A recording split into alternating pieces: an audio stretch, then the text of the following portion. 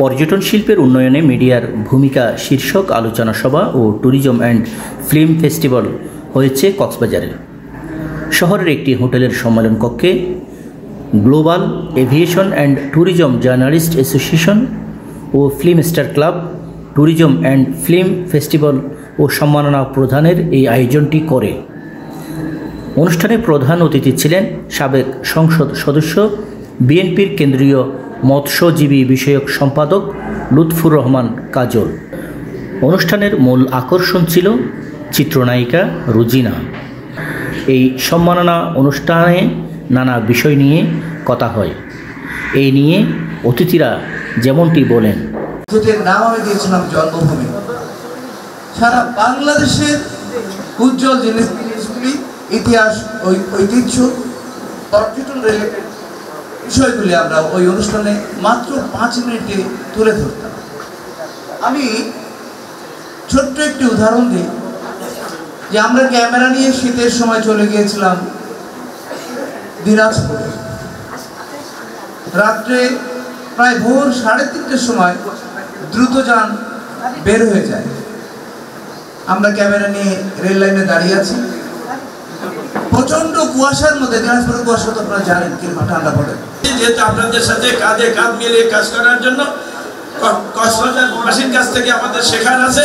আপনারাও আমাদের কুয়াকাটা ভিজিট করবেন, আপনাদের দেখা দেখি আমরা কিভাবে ডেভেলপ করব এবং আপনাদেরকে নিয়ে আমরা পর্যটন শিল্পের উন্নয়ন ঘটাবো, সেইটাই বিষয়। তবে আপনাদের এখানে মানে 300-400 বা 500 হোটেল আছে, আমাদের কিন্তু 2 শতাধিকের মতো হোটেল হয়ে গেছে। কিন্তু এখানে দরকার ট্রেনিং, যেখানে সেবা দেওয়ার জন্য দেশি বিদেশি পর্যটক আসলেই হবে না, পর্যটকদেরকে এই সেবার মানটা আমার বাড়াতে হবে। যার জন্য কক্সবাজারে কোনো ট্রেনিং ইনস্টিটিউট আছে কিনা জানি না, পর্যটন মন্ত্রণালয়ের মাধ্যমে কক্সবাজার এবং কুয়াকাটা একটা পার্মানেন্ট এই মানে ট্যুরিজম সেক্টরের জন্য মানে দেওয়া দরকার, যেখানে ওই পর্যটন সেবায় নিয়োজিত থাকে মানে যারা ফ্রন্ট ডেস্কে থাকবেন, তারপর ফুড অ্যান্ড বেভারেজ, তারপরে যে সমস্ত মানুষদেরকে আতিথ্য দিবেন তাদেরকে ট্রেনিংয়ের জন্য আমাদের চাওয়া দরকার। আমাদেরও দাবি থাকবে মাননীয় সরকারি মানে মন্ত্রী অথবা এখানে সংসদ সদস্যের মাধ্যমে সরকারের কাছে কক্সবাজার এবং কুয়াকাটায় পার্মানেন্ট ট্রেনিংয়ের জন্য 2 জায়গায় 2টা ট্রেনিং ইনস্টিটিউট পার্মানেন্টলি হওয়া দরকার। আমরা নারীরা সম অধিকার নয়, সমযোগ্যতায় পুরুষের কাঁধে কাঁধ মিলিয়ে কাজ করব, এটা ভীষণভাবে বিশ্বাস করি। আজকের যে আমাদের আয়োজন যেটা করেছে ট্যুরিজম সেক্টর নিয়ে, অ্যাকচুয়ালি আমার পূর্ববর্তী বক্তারা বলে গেলেন, আমি 2-1টা পয়েন্ট ওটা নিয়ে কথা বলি। প্রয়োজনীয় কথা বলা দরকার। বাংলাদেশে গার্মেন্টসের পরে যে সেক্টরে জিডিপিতে ডেভেলপ হওয়ার কথা ছিল বাংলাদেশের, সবচেয়ে অবহেলিত আমাদের এই সেক্টরটা। আমি মনে করি যে এখানটায় রয়ে গেছে, বললেন যে আমাদের সংসদ সদস্য একজন রয়ে গেছেন। অ্যাকচুয়ালি সরকার তো মানে আইন প্রণেতা হতে পারে, কিন্তু এই ধরনের কাজগুলোকে বেসরকারি উদ্যোগে দেওয়া উচিত। তো প্রথমত যেখানে আমরা এখন এই মুহূর্তে আছি কক্সবাজার, আমি রিয়েল এস্টেট হাউজিং অ্যাসোসিয়েশন, যেটা ওটার আমি ডিরেক্টর ছিলাম। আমার দায়িত্বে এসেছিল কক্সবাজার নিয়ে কাজ করার। এখানটায় থেকে কমপ্লেন গিয়েছিল অনেক ইলিগাল গভর্নমেন্টের অ্যাকোয়ার্ড ল্যান্ডে অনেক অ্যাপার্টমেন্ট হচ্ছে 5 লক্ষ টাকায় 5 স্টার, এই ধরনের একটা ইনভেস্টিগেশনে তখন আমি এসেছিলাম। ওই সময় আমাকে সহযোগিতা করেছিল এয়ারবেলের কায়ুম চৌধুরী ভাই, আমাদের কক্স টুডে। তো মূলত দেখেন আমরা আমাদের ট্যুরিজম কেন ডেভেলপ হয় না, এই সেক্টরটাতে দেখবেন আর্ট আপ, টো আপ, ট্রিড আপ, টি আপ, যতগুলো সেক্টর। অলসো আমি বিসিসিআই হোটেল মোটেল রিসোর্ট অ্যাসোসিয়েশনের কো চেয়ারম্যান। সবচেয়ে এই জায়গাটাতে আমি দেখি যে মনে করেন 5 জন নিয়ে একটা অ্যাসোসিয়েশন করে সবাই লিডার হতে চায় এই সেক্টরে। এই কারণে কিন্তু ট্যুরিজম সেক্টর ডেভেলপ হয় না। আমি কিন্তু নারী উদ্যোক্তা, স্বয়ংক্রিয়ভাবে আমাকে কেউ কোনো আমার গডফাদার নেই, আমার কোনো কেউ ছিল না, আমি নিজে উদ্যোক্তা। এই জন্য আমি সাহসের সাথে বলছি, আপনারা যারা আছেন হয়তোবা এখানে সামনের সারিতে আমরা আজকে বসছি কাজ করে, আপনারা পরবর্তীতে লিড দিবেন। আমি একটা মেসেজ দিতে চাই। দেখেন আমরা বরাবরই বাংলাদেশকে কিভাবে রিপ্রেজেন্ট করি, যে বিউটিফুল বাংলাদেশ বলে আমরা দেখাই একটা সুন্দরবন, একটা লং বিচ, আমরা একটা কক্সবাজার দেখাই। খুব দুঃখের সাথে বলতেছি, আমি 2011 সালে, আপনারা জানবেন যে সিঙ্গাপুর একটা ছোট শহর সান্তোসা নামে একটা জায়গা রয়ে গেছে। এই সান্তোসার জন্য ওদেরকে নিয়ে এসে আমি 11 দিন ওয়েস্টার্নে রেখেছিলাম পার্সোনাল ইনভেস্টমেন্টে। কিন্তু ওই যে বললাম সরকারের উপরে ডিপেন্ড করে বসে থাকি, সরকার ভয় পায় বেসরকারি উদ্যোগে দিতে। আমাদের এই কক্সবাজারে হয়তো বা সরকার উদ্যোগ নিয়েছিল, কিন্তু বেসরকারি উদ্যোগে এরকম একটা সান্তোসা করা সম্ভব। এই দুর্ভাগ্য শুধু বাংলাদেশ বিমানের নয়, শুধু বাংলাদেশেরই। একজন বক্তা খুব সুন্দর করে বলে গিয়েছেন যে অনেক কিছু সেট আপ করা দরকার, সেটা আমাদের দেশের কৃষি কালচার এবং আইনগত অবস্থা হয়তো হয় না, কিন্তু আবার অনেক কিছু তো আমরা কন্টিনিউ করছি যেটা আমরা প্রকাশ্যে করি না, বা কিছুটা সেমি প্রকাশ্যে বা কোয়াসি প্রকাশ্যে করি। তো আমার একটা নিজস্ব একটা প্ল্যান, আমি যখন বিগত গভর্নমেন্টের আমলের শেষের দিকে আমি পাবলিক রিলেশনসের দায়িত্ব যখন পেয়েছিলাম, তখন দেখলাম যে কিছুদিন পর পর বাংলাদেশের নাম চেঞ্জ হয়। একবার বলে বিউটিফুল বাংলাদেশ, একবার মুজিব বাংলাদেশ, সোয়েন্স এবার চলমান থাকবে। তবে তারা যেটা শুরু করেছিল, তারা যদি এই মানে আত্মপ্রকাশ এবং আত্মবিমকে ছেড়ে যদি রিয়েল যদি তারা ইম্প্যাক্ট সৃষ্টি করতে চেত, কনসেপ্টটা কিন্তু ভালোই ছিল যে আপনি ট্যুরিজমকে বুম করবেন। ইন্টারনাল ট্যুরিজম সেটা হতে পারে যে আমি in terms of internal tourism করলাম, বাংলাদেশের ডিফারেন্ট প্যাটার্নস এবং অর্গানস এবং কম্পোনেন্টস আছে, সেখানে যদি একটা সম্মিলিত নেটওয়ার্ক করা যায় ইন্টারনাল, বাট ইন্টারনাল দিয়ে কত টাকা ইনকাম করা যায়, টাকা তো টাকাই আসবে।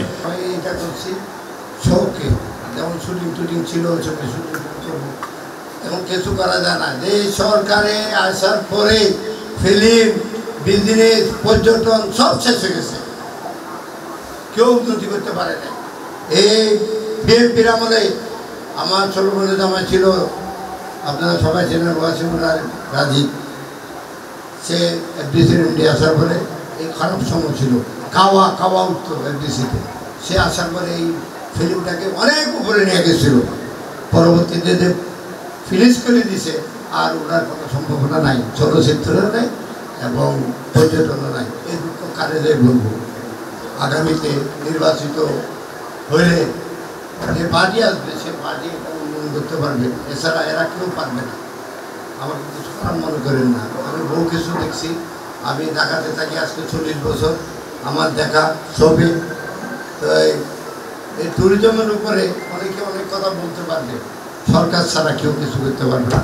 সরকারের সহযোগিতা লাগবে, এবং এই যে লুৎফর রহমান বাবু, কাজল সাহেব, ওনারা, এটা যারা বিএনপি নেতারা আছে, সবাই মিলে যদি উদ্যোগ নেন আপনারা পারবেন। চলচ্চিত্রেও আমাদের এখানে একটা হল দরকার। কিছুদিন আগে শুনলাম এখানে বিনোদনের কিছু নাই, এটা সিনেমা দেখতে পারে না, এটা ট্যুরিজম আইলে বসার জায়গা নাই ঠিকভাবে, হোটেলে থাকে, তালামারি রাস্তার দাঁড়িয়ে থাকে, মানে দুদিন পরে সে বিরক্ত হয়ে যায়। সমুদ্র দেখতে দেখতে এখন চলে যাইতে হবে। আমরা তো এখন শুটিং করতাম এর থেকে 40 বছর আগে, দেখছি টুরিস্টরা এত, বিদেশিরা গোসল করতো, বিদেশি মেয়েরা, বিদেশি ছেলেরা, এখন কেউ আসে না। কেন আসে না আমি জানি না। এটা আপনারা সবাই মিলে এটাকে উন্নয়ন করেন, দেশের জন্য কাজ করেন। এখানে 5 স্টার হোটেল হয়, বিভিন্ন পর্যটন রিলেটেড অনেক প্রতিষ্ঠান হয়, কিন্তু স্থানীয়দের চাকরি হয় না। চাকরি হয় না দুইটা কারণে, একটা হলো তাদের অভিজ্ঞতা নেই, আরেকটা হলো তাদের প্রশিক্ষণ নেই। এখন প্রশিক্ষণ যদি দেওয়া হয়, এখানে যদি আপনার ডিপ্লোমা কোর্স চালু করা হয় অথবা প্রশিক্ষণ দেওয়া হয় বিভিন্ন সেক্টরে, তাহলে আমাদের স্থানীয় লোকজন পর্যটন শিল্পের সাথে সম্পৃক্ত হবে, চাকরি করবে এবং উদ্যোক্তা হবে আস্তে আস্তে। আর দ্বিতীয় সমস্যাটা হলো যে ওয়ান স্টপ সার্ভিস নেই কক্সবাজারে। এখন একজন বিনিয়োগকারী আসবে, তার 16টা জায়গায় যেতে হয়, 17টা জায়গায় যেতে হয়, ঘুরতে হয়, পরিবেশের কাছে ঘুরতে হয়, সিভিল এভিয়েশনের কাছে ঘুরতে হয়, ফায়ার সার্ভিসের কাছে ঘুরতে হয়, এইরকম 16টা জায়গায় তাদের ঘুরতে হয়। ভাই 16টা জায়গায় ঘোরা, ঢাকা, চিটাং, কে বিনিয়োগ করবে? এইগুলা আমাদের যে রিপোর্টাররা, আমাদের সাংবাদিকরা কিছু একটা হইলেই নেগেটিভ করতে থাকে, স্বাভাবিক, এটা ওরা তাদের অধিকার আছে, পজিটিভ নিউজও করে তারা। কিন্তু পর্যটন শিল্প কেন বিকাশ হচ্ছে না? এইটা নিয়ে আলাপ আলোচনা করার দাবি রাখি, অবশ্যই করা দরকার। তারপর হলো নিরাপদ কক্সবাজার। আমি বারবার বলি নিরাপদ কক্সবাজার। এই যে পর্যটন শিল্পের স্থানীয় জনগণকে সম্পৃক্ত করার না কারণে চাকরি নাই, বাকরি নাই, দেখা যায় যে ছিনতাইকারী কিশোর গ্যাং অনেক বেড়ে গেছে। তারা যদি চাকরি করতে পারতে কত, তাহলে এইসব কাজে তারা জড়িত হতো। নিরাপদ কক্সবাজার যদি নিরাপত্তাই না থাকে, পথে ঘাটে চিন্তায় হয়, পথে ঘাটে আপনার সমস্যা হয়, ডাকাতি হয়, তাহলে তো কেউ এখানে বিনিয়োগ করতে আসবে না, এবং পর্যটক যারা আছে তারাও তো আসবে না। আমাদেরও যদি কাজ করার সুযোগ দেন আর যদি আমাদের পরামর্শ নেন, তাহলে আপনাদের এই যারা সরকারে আছে তাদের এই লাভ হবে বেশি। আপনারা এই বিভিন্ন বাধা বিপত্তি দিয়ে অগ্রযাত্রাকে ব্যাহত করবেন না। আগে মানুষের কর্মসংস্থান করতে হবে, মানুষের আয় বাড়তে হবে, পরিবেশও দরকার আমার। কিন্তু পৃথিবীর অন্য দেশে যদি সমুদ্রের পাড়ে বিল্ডিং করলে পরিবেশের দরকার না হয়, কক্সবাজারে হবে কেন, বাংলাদেশে হবে কেন? এটাই আমার জিজ্ঞাসা। মানে আমাকে এই অনুষ্ঠানে আমাকে ইনভাইট করা হয়েছে যে আমি অতিথি হিসেবে আসছি, উইথ আপনার অ্যাওয়ার্ড, আমি উইনার আমাকে অ্যাওয়ার্ড দিবে, এই জন্য আপনার ইনভাইট করেছে। তবে হ্যাঁ, আমি এদেশের নাগরিক, আমি এদেশে আমার জন্ম, বাংলাদেশের তো একটা পার্ট হলো কক্সবাজার। আর আমাদের কক্সবাজার এত বড় সমুদ্র আমার মনে হয় না পৃথিবীতে আর কোথাও আছে। তা আমি অবশ্যই একমত যে আমাদের দেশে এই কক্সবাজার কিন্তু ট্যুরিজম আরও বেশি আসা উচিত ছিল আর কি। কিন্তু দুঃখের বিষয় এখনও কিন্তু আমাদের সেই ট্যুরিজম ওরকম নাই। এটা হতো কি আমাদের দেশের জন্য ভালো হতো, আমাদের গভর্নমেন্টের জন্য ভালো হতো, অনেক ট্যাক্স পেতে পারত। তো সব কিছু মিলে আসলে আমি মনে করি যে না, ভবিষ্যতে আমাদের এই ট্যুরিজম, এখানে যে ট্যুরিস্টরা আসে সেই আসার সুযোগটা পায়, নিরাপত্তা পায়। আর এখন তো মনে করেন কক্সবাজার কি বলবো, আমি অনেক বছর পরে কিন্তু এসেছি। আমি লাস্টে গেছি হলো আপনার 91-এ, বোধহয় জানুয়ারি বা ফেব্রুয়ারি হবে আর কি। তো তখন একটা ছবির কাজ শেষ করে গেছি, তারপর বোধহয় 2 যুগ পরে আমি এসেছি। তো তখন তো এই এখন আপনার 5 স্টার বলেন, 4 স্টার বলেন, 3 স্টার বলেন, অনেক হোটেল, অনেক রাস্তাঘাট অনেক উন্নত হয়েছে, অনেক উন্নত হয়েছে।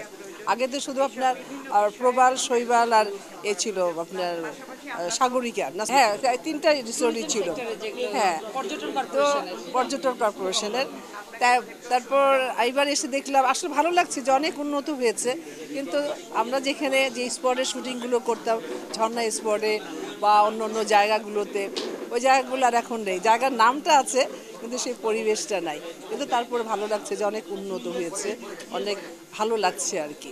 তাই মনে করি যে ভবিষ্যতে আজকে যে আপনার ট্যুরিজম ব্যাপারটা নিয়ে যে আমরা সবাই অনেকে আলোচনা করলেন, আমিও বলবো যে না, এটা যেন ভবিষ্যতে আর উন্নত হয়। আমাদের অবশ্যই গভর্নমেন্টের এটা উদ্যোগ নিতে হবে। এলাকাবাসী তো আছেই, তারপরে আমাদের গভর্নমেন্ট যদি মানে আপনার না নেয়, আপনার দায়িত্ব না নেয়, তাহলে আমার মনে হয় না যে উন্নতি হতে পারে আর কি। পর্যটনের উপরে একটি উৎসব এখানে করেছিলাম এবং সেটি আসলে সেখানে অনেক গুরুত্বপূর্ণ বিষয় উঠে এসেছে এবং সেটি ওস্তাদ জাহাঙ্গীর আলমের আন্তরিক প্রচেষ্টায় এবং সহযোগিতায় এবং পৃষ্ঠপোষকতায় আমরা সেটি করতে পেরেছি। এবং আজকের যে আয়োজন সেটি ওস্তাদ জাহাঙ্গীর আলমের পৃষ্ঠপোষকতায় এবং ফিল্ম স্টার ক্লাবের সহযোগিতায় আমরা এই উদ্যোগ নিয়েছি। তো আগামীতেও আমরা পর্যটন শিল্পের যে সম্ভাবনা এবং সমস্যাগুলো নানান সেমিনার, সিম্পোজিয়ামের মাধ্যমে, উৎসবের মাধ্যমে তুলে আনবো এবং সেটি সরকারের দৃষ্টিতে আনবো, মিডিয়ার মাধ্যমে, এবং সারা বিশ্বময় বাংলাদেশের যে পর্যটন শিল্প সেটি যাতে এগিয়ে যেতে পারে।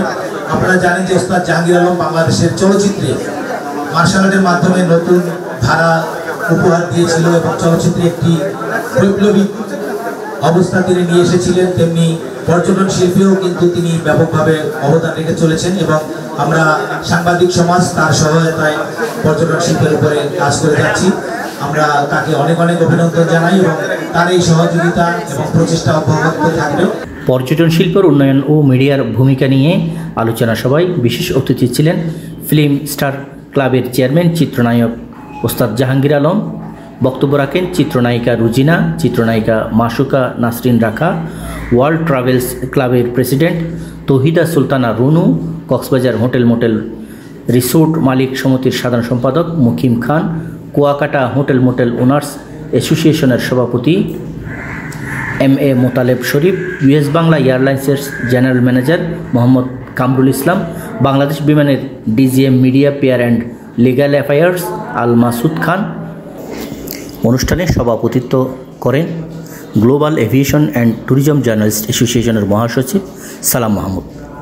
শেষ পর্যায়ে দেশের পর্যটন শিল্প, ফিল্মসহ নানা বিষয়ে অবদান রাখায় গুণীজনদের বিশেষ সম্মাননা দেয়া হয়। সাংবাদিক ও চলচ্চিত্র নির্মাতা মরহুম ফজলুল হককে মরণোত্তর সম্মাননা দেওয়া হয়। এই আয়োজনের মিডিয়া পার্টনার ছিল চ্যানেল আই। সবশেষে কয়েকটি চলচ্চিত্র প্রদর্শনী করা হয়। BD world news desk.